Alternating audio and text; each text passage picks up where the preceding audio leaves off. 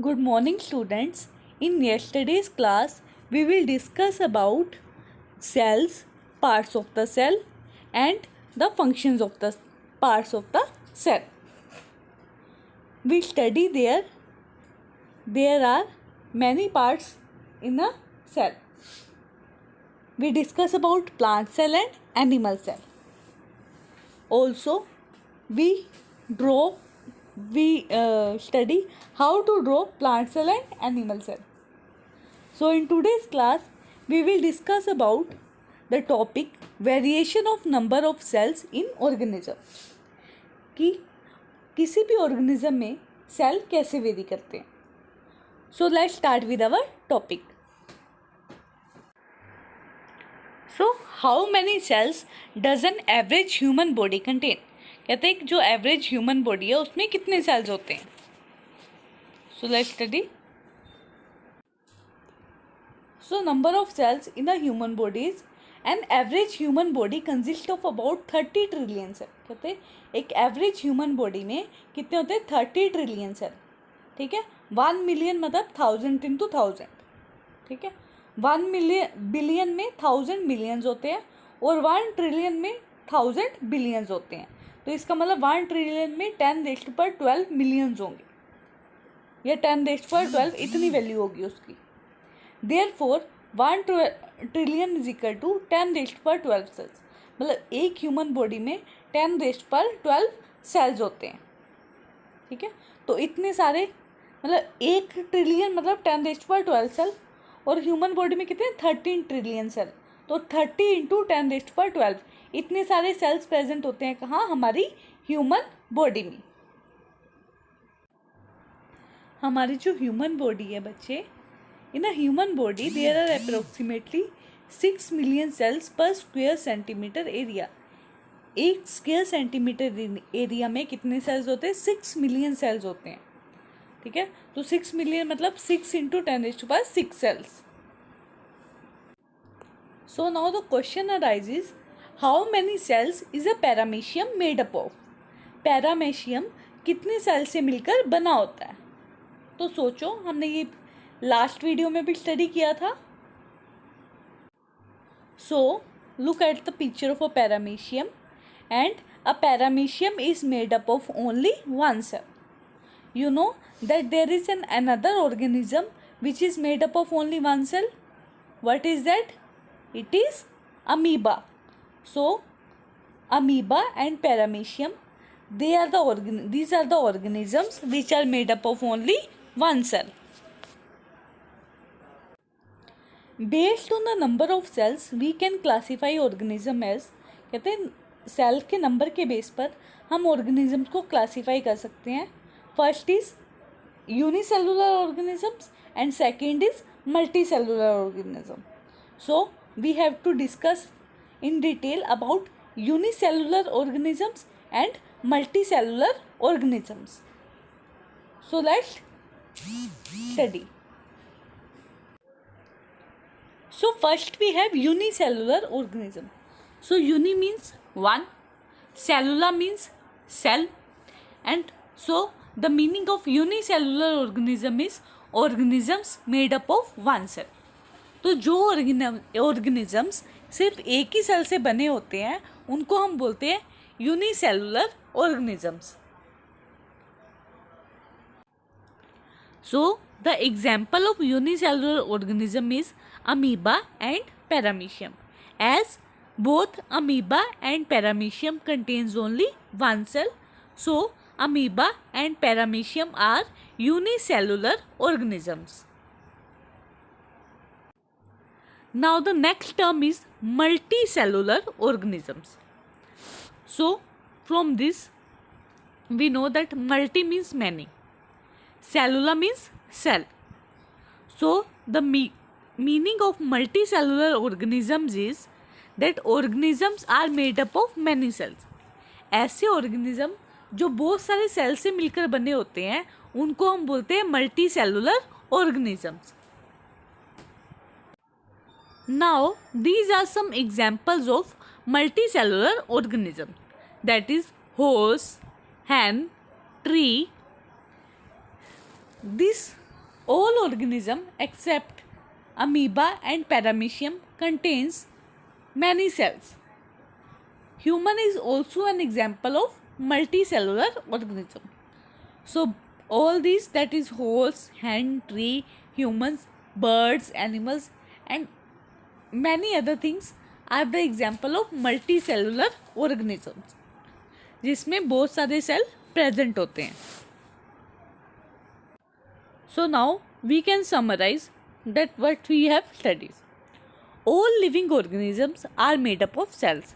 कहते हैं जितने लिविंग ऑर्गेनिजम्स हैं किससे बने होते हैं? सेल से बने होते हैं. An organism may be made up of one cell और बिलियंस ऑफ सेल. कहते हैं ऑर्गेनिज्म जो है वो एक सेल से भी मिलकर बन सकता है या मैनी सेल से भी मिलकर बन सकता है. मतलब कि एक ऑर्गेनिज्म में या ऐसा भी हो सकता है कि एक ही सेल प्रेजेंट है या ऐसा भी हो सकता है कि बिलियन ऑफ सेल्स प्रेजेंट है. Now on the basis of number of cells we have discussed two categories. First is unicellular organism, second is multicellular organisms. So organisms which are made up of one cell are called unicellular organisms. ऐसे organism जो सिर्फ एक cell से मिलकर बने होते हैं उनको हम बोलते हैं unicellular organism. And organisms which are made up of many cells are called multicellular organism. ऐसे ऑर्गेनिज्म जो बहुत सारे सेल से मिलकर बने होते हैं उनको हम बोलते हैं multicellular organism. Examples of unicellular organism is amoeba and paramecium. And examples of multicellular organism is ants, hens and plants. So this is we study about unicellular and multicellular organisms. We know that cell is responsible for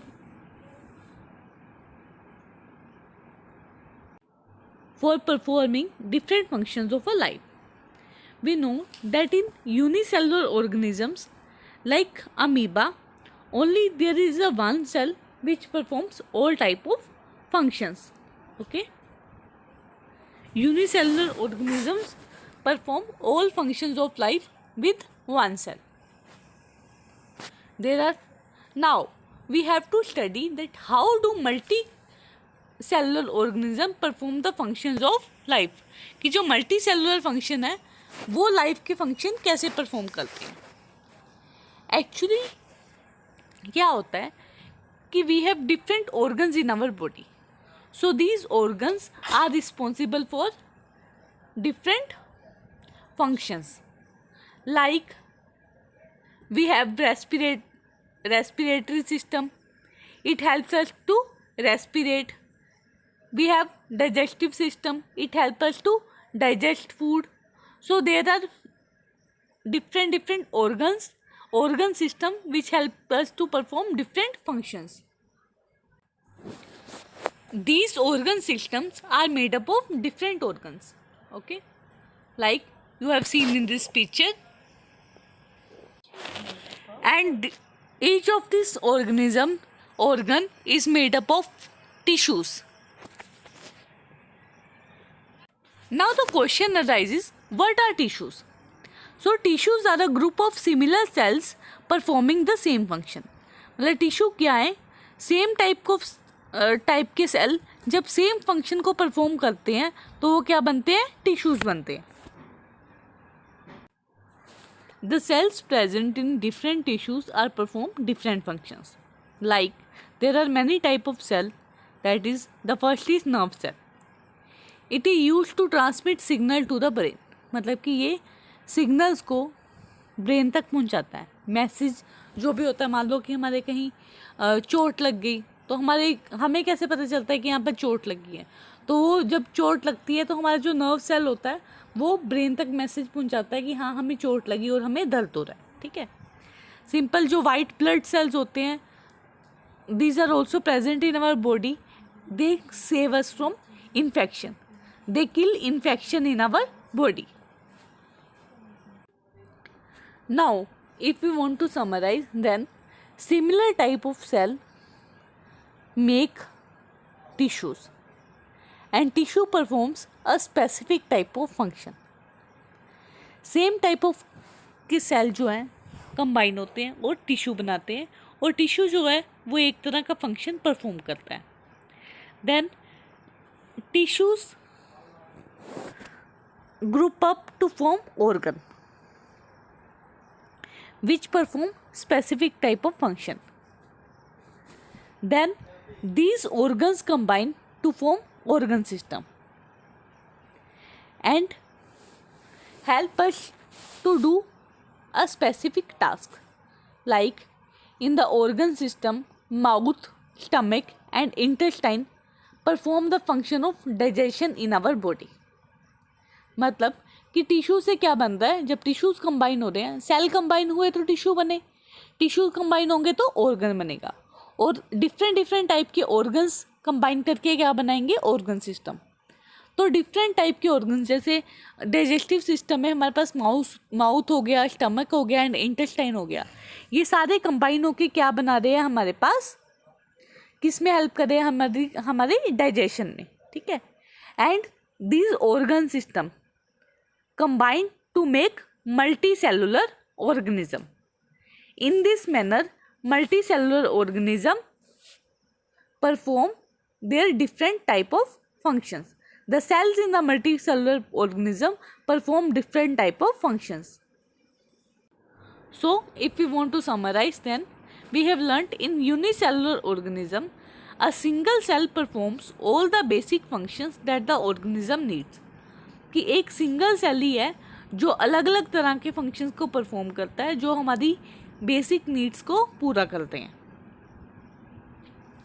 and in multicellular organism, cells make up tissues which makes organ perform functions for the organism. कहते हैं क्या होता है, cell combine होकर tissue बनाते हैं, tissue combine होकर organs बनाते हैं, और ये ऑर्गन्स है जो स्पेसिफिक फंक्शन परफॉर्म करते हैं, किसके लिए, ऑर्गेनिज्म के लिए. Students, now we discuss about cell shapes and function. Cell की कैसी शेप होती है, उसके क्या क्या फंक्शंस है, उसके बारे में हम स्टडी करेंगे.